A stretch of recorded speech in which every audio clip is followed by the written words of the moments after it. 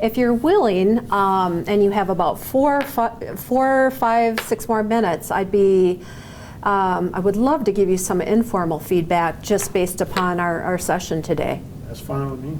I'm here, so. Okay. So, Yes. I've gotten to know you a little bit in the past 45 minutes or so.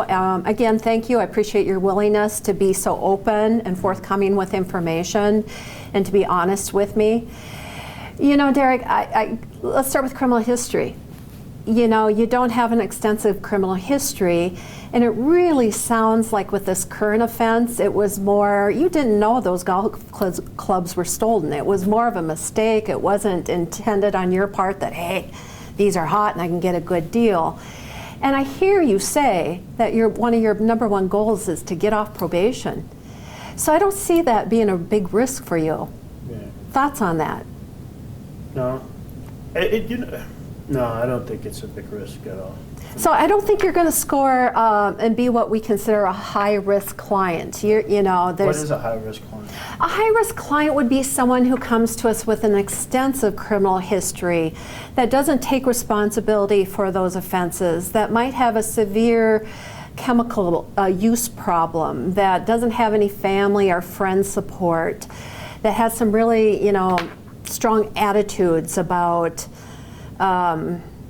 getting by with stuff, that kind of thing. Mm-hmm. That certainly doesn't sound like you. Oh, no. I agree. Yeah.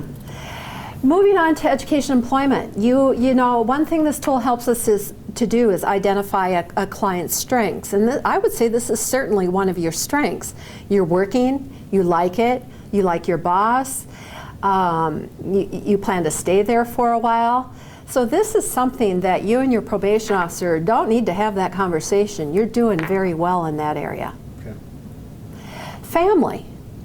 It sounds like you've got some good supportive family, that your parents are both active in your life, mm-hmm. Mom more than your dad, that your brother and sister are there, that they're supportive of you. They may say that you're stupid for being here, but I think that's more out of care and concern. Yeah.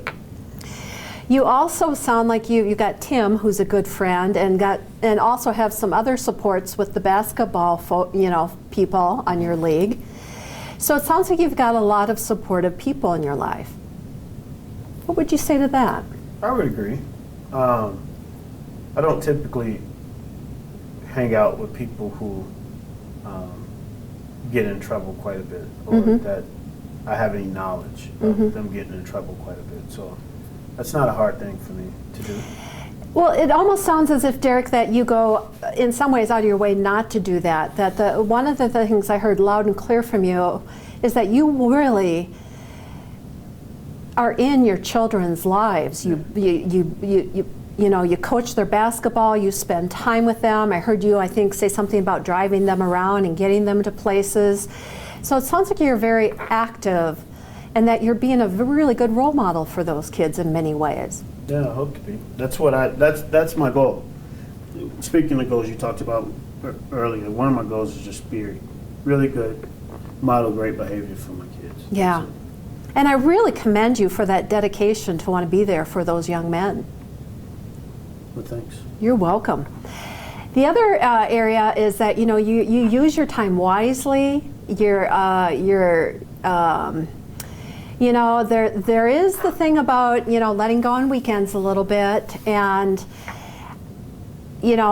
drinking perhaps a little bit more than you intended. You've given up the weed, so it doesn't sound like that's going to be an issue for you. So again, I really appreciate your efforts at making some changes in your life to say, whoa, I've got to make some changes in order to get where I want to go, and this isn't it. So you're open to a chemical health assessment. My guess is the judge will probably order that. It will be another assessment just to determine, what, if any, issues there are. Okay. And then another strength that I'd like to end with, Derek, is your attitude. You have a great attitude towards everything. You're open and honest with me today. You've got a lot of strengths going for you, your job, your family, your friends, work. I see you succeeding on probation, not having any issues, just getting this behind you and moving forward with your life. We're good. I mean, that's the plan. That is definitely my plan. And I see it happening. I see you really being a success with probation All right, thanks. due to your openness and willingness to be motivated to move forward. Well, good. So Derek, what questions do you have for me or concerns before we part ways today? So all the questions about the wheat and stuff, are you gonna talk to the judge about all that stuff, or what is that? That's a great question. Yes, what I'll do is I'll take this assessment tool, I'll score it. Now, not all the information goes into my pre-sentence investigation report, but one of the things the judge wants to be aware of is chemical use. Right. And I need to be transparent about that with him. So I will talk about that you have shared with me you've used weed in the past, but it doesn't seem to be an issue now. Okay. That you do, drink, but it's usually reserved for weekends, that kind of thing. Yeah. All right, that's fine. Okay. Other questions, concerns? No, I'm good. Okay, I want to thank you today for your time. Thanks for, making this easier for me to answer questions. I Well, thought I was gonna have a horrible experience, but And it wasn't horrible. no, it wasn't. It was a pleasure meeting you, Derek. So I'll see you again in about a month when we're both at court. Okay, all right. I'll see Okay, you. thank you. Yeah.